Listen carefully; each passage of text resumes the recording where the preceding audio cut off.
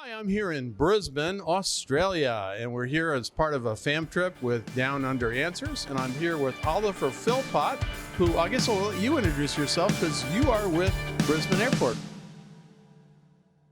Right? I am, that's right, James. So my title is VP of Aviation Marketing and Partnerships. Yeah, so we came, obviously we had to come, we were down in Cairns and we came just up through the airport. Didn't really get a chance to really look at the airport. It looks beautiful, but it is amazing. And actually we had some pretty big news the day we arrived, and let's talk about that because it's a new flight, right? Yeah, absolutely. Exciting news for us at Brisbane Airport. So United Airlines have announced that they'll start a 3 per week service non-stop from San Francisco to Brisbane as of October this year. And so that's going to be great for travel and tourism and for business flyers as business travel comes back. But really, it's a way to get here to Queensland, to Brisbane, a great way to get here. Yeah, absolutely. Look, this is something we've been working on for some months. Really exciting news for us to welcome back the North American market. One of the most important markets to Australia pre-COVID, and everyone's struggling for airlift at the moment. So we're really excited to have these guys flying into Brisbane as of October. Now, who else? What other U.S. airlines and also Australian airlines fly from the U.S. to Brisbane now? Well, it's a great question. At the moment, we've only got Qantas operating 5 per week to LAX. Being such an important market, we do need that air capacity.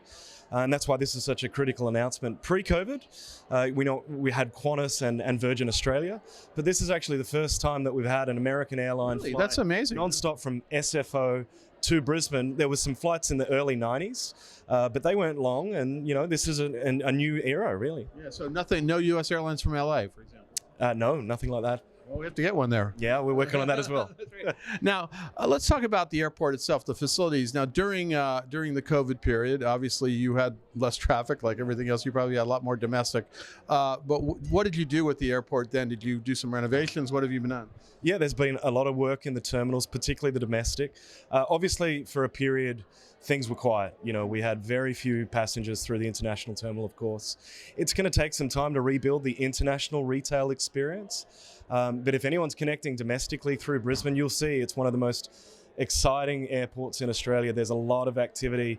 We were blessed that national connectivity through COVID stayed through Brisbane. Mm-hmm. So those retailers largely stayed open. And we've got new facilities, new bars, new retail outlets. The place is heaving. Well, I'm gonna leave from Brisbane to go down to Sydney when I depart. So hopefully I get a little more chance to visit it like that. But it sounds like it's not a small airport, but it's more intimate, much more user friendly. Yeah, well, we're actually the best connected domestic airport in Australia, 53 domestic destinations. So if people from the States want to flow through Australia or throughout Queensland, this is the place to arrive. And how about connections to other parts of the world, the islands around Australia, things like that? Yeah, so Pacific, New Zealand, Singapore, over to the Middle East, all of that connectivity is re-established and restored. We've got pre-COVID 34 international routes that we operated. We're slowly building that back. But, for the most part, if you want to get to anywhere in the Asia-Pacific region, we can get you there via Brisbane. And of course, you get here to Brisbane, and which is I'm quickly learning, having just taken a little hike here, a beautiful city, lots going on. I walked down, I saw about 10 restaurants I want to go to right now and a couple of bars. So it's looking pretty good. Look, that's a reaction a lot of people have when they first come to Brisbane or return here. The city's transformed. It's now a global city. The Olympics has been announced for Brisbane in 2032. That's a reflection. I totally forgot about that. And I saw that I'm interviewing some people who are part of their duties is to the Olympics. I'm like, that's right. The Olympics are coming here. Yeah, look, we were on a great trajectory pre-COVID. That's kind of just taken the cake now. And I think it's sent a message to the world that Brisbane is a place that's got a lot of excitement. There's so many things happening here. But for Americans coming here, what they love is this is real Australia, right? There are some big global Australian cities, but people tend to feel like this is a nice, mid-sized kind of niche city, and they get to know the people. And yeah, it's exciting to have everyone come back down and experience what's new. And of course, Brisbane has a long history with Americans because this was one of the main places where American soldiers were based during World War II. Now, a lot of us are not we're my father was in World War II, but they still have a long memory here about having Americans here, right? Well, General MacArthur just had his base up here, only like 3 kilometers away. Oh, wow. And we could take you there if you wanted to see that. But there is a long history between Australia and the US with this city, particularly around World War II. So yeah, a lot of Americans are surprised to see how much connection there is from a historical point of view with Brisbane and the US. Now you have the Olympics coming up. Are there plans for airport expansion in the next 10 years? Yeah, there are. So we're predicting obviously a huge increase in traffic over the next 20 odd years. By 2040, there's predicted to be 40 million passengers per annum through the airport. That means the airport needs to expand, gear up for the Olympics. So terminal expansion plans, building out the retail platform, all those sorts of things are underfoot. Yeah.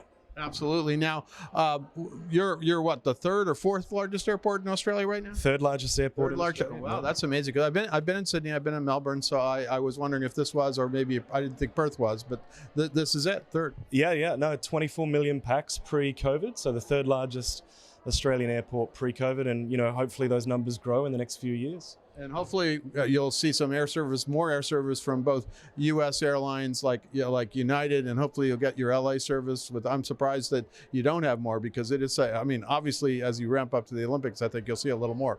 Yeah, absolutely. That's what we're working on. But the airlines will take some time. But the plans are bold and ambitious. We'd love to see other ports in the U.S. be connected with Brisbane. But we recognize that will take some time. But I'd say in the next 2 to 3 years, you'll see, additional points on the map for sure.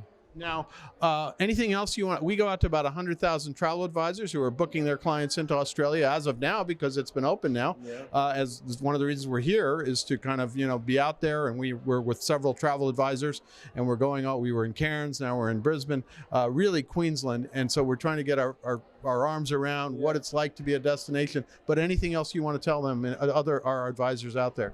Well, my partner's from the US, and I know for years that Australia was considered kind of a little bit difficult, right? Far, potentially expensive, so many other options for the US market.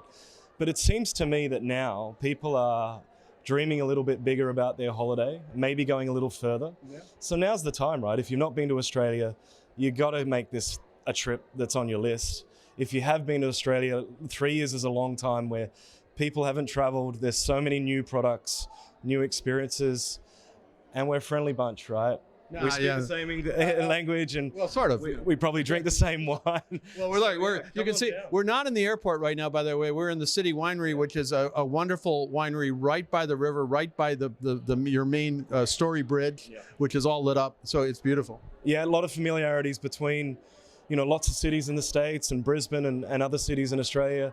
That's what I love about traveling to the States myself, is you get there, it feels familiar. So, I think if you want somewhere that's new, exciting, but familiar, come on down. Like, we're ready to welcome everyone. As I said, if you haven't been to Australia, you can start with Brisbane. Everybody said start with Sydney, but you can start with Brisbane too. Go to Queensland. We were just in the Great Barrier Reef.